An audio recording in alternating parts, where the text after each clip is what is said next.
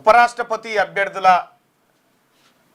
రెండు పక్షాలు ఏవైతే ఇండియా కూటమి ఎన్డీఏ కూటమి ఉందో ఈ రెండు పక్షాలకు సంబంధించినటువంటి అభ్యర్థులను ఖరారు చేసిన ఆయా పక్షాలు.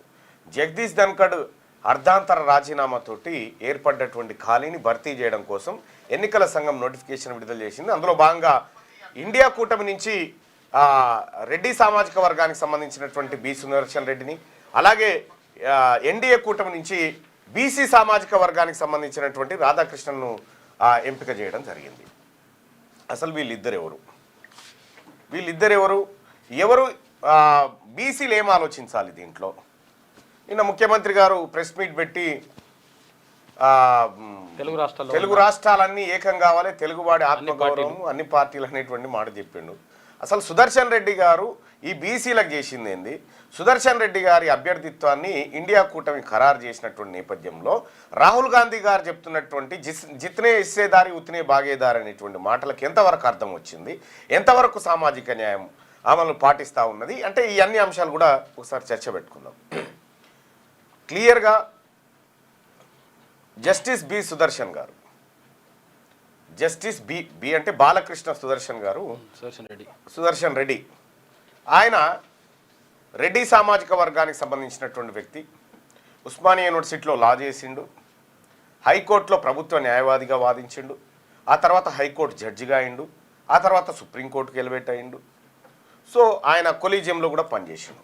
ఆయన కొలీజియంలో ఉన్నప్పుడు ఏ ఒక్క బీసీ బిడ్డకు కూడా జడ్జిగా అవకాశం ఇచ్చిన దాఖలాలు అందుబాటులో ఉన్న సమాచారం ప్రకారం లేకపోగా తెలంగాణ రాష్ట్రంలో వెనుకబడినటువంటి మైనారిటీ కులాలు, వెనుకబడినటువంటి తిండి గతి లేని సచార్ కమిటీ ఇచ్చినటువంటి నివేదిక ఆధారంగా ఈ దేశంలో దళితుల కంటే ముస్లింలు వెనుకబడి ఉన్నారు అనేటువంటి నివేదిక ఏదైతే ఉందో ఆ నివేదిక ఆధారంగా ముస్లింలకు 4% రిజర్వేషన్ ఇవ్వాలని చెప్పి అప్పట్లో రాష్ట్ర ప్రభుత్వం నిర్ణయిస్తే జస్టిస్ బి సుదర్శన్ రెడ్డి గారి ధర్మాసనం, ఆయన ఉన్నటువంటి ధర్మాసనం దాన్ని ఆపు చేసింది. బీసీలకు రిజర్వేషన్ ఇవ్వాలంటే లెక్కలు ఉండాలి, అవన్నీ ఉండాలనేటువంటి కొన్ని వ్యాఖ్యలు కూడా అక్కడ చేయడం జరిగింది. ఇది నోటి మాట కాదు, ఇది ఆన్ రికార్డ్. ఆ రోజు జడ్జిమెంట్ కాపీ కూడా ఉంది, కావాలంటే చూసుకుందాం. ఈ టైమ్స్ ఆఫ్ ఇండియాలో హెచ్సి హాల్స్ 4% ముస్లిం కోటా 2008లో ఇది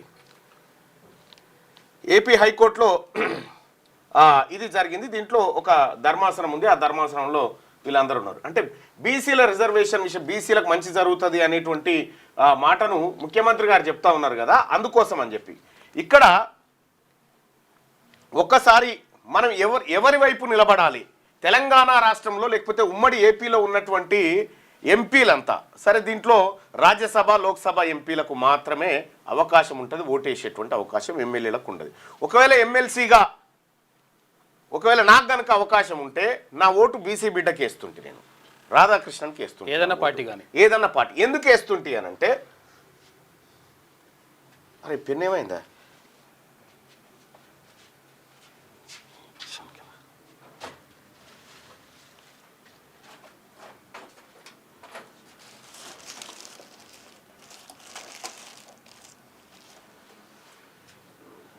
రైట్. ఇక్కడ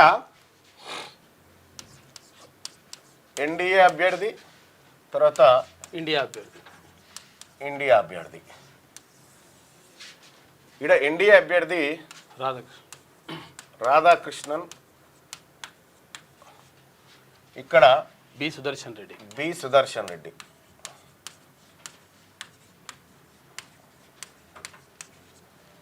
ఇక్కడ ఈయన బీసీ సామాజిక వర్గం, ఈయన ఓసీ సామాజిక వర్గం.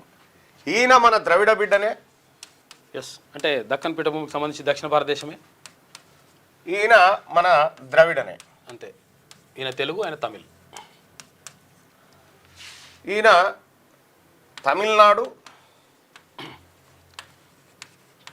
ఈయన తెలంగాణ రంగారెడ్డి జిల్లా కందుకూరు మండలం. రైట్.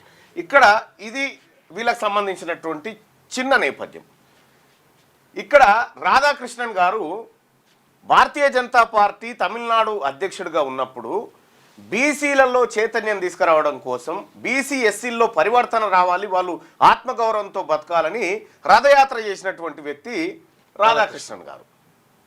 ఎంపీగా వ్యవసాయ కుటుంబం తనది, బీసీ సామాజిక వర్గం, 2 సార్లు ఎంపీగా కోయంబత్తూరు నుంచి గెలిచినటువంటి వ్యక్తి ఈయన సుదర్శన్ రెడ్డి గారు ముస్లింలకు 4% రిజర్వేషన్ ఇవ్వకూడదు, బీసీలకు రిజర్వేషన్ ఇవ్వాలంటే లెక్కలు ఉండాలి, సర్వేలు ఉండాలని చెప్పి చాలా కొర్రీలు పెట్టినటువంటి వ్యక్తి. కొలీజియంగా ఉన్నప్పుడు బీసీ బిడ్డలకు కూడా పెద్దగా అవకాశాలు ఇచ్చిన దాఖలాలు లేవు. సుదర్శన్ రెడ్డి గారిది ఇది. ఇప్పుడు ఈ అంశాన్ని, ఈ ప్రొఫైల్ని ముందట పెట్టుకొని మరి ఇప్పుడు ముఖ్యమంత్రి గారు ఏం చెప్తా ఉన్నాడు? ముఖ్యమంత్రి గారు చెప్తున్నటువంటి మాట ఏంటంటే తెలుగువాడ ఎవడ ఆత్మగౌరవం? మా కంచె ఐలేని నిలబెడితే మా ఆత్మగౌరవం ఉండేది. మా కంచె ఐలేని ఉపరాష్ట్రపతి అభ్యర్థిగా నిలబెట్టినంటే ఎస్ ఈ సామాజిక న్యాయం వైపు కరెక్ట్.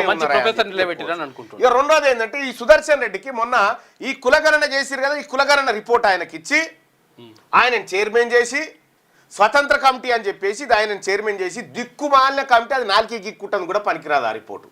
ఆ రిపోర్టు సుదర్శన్ రెడ్డి గారు తయారు చేసిండు ఆయన.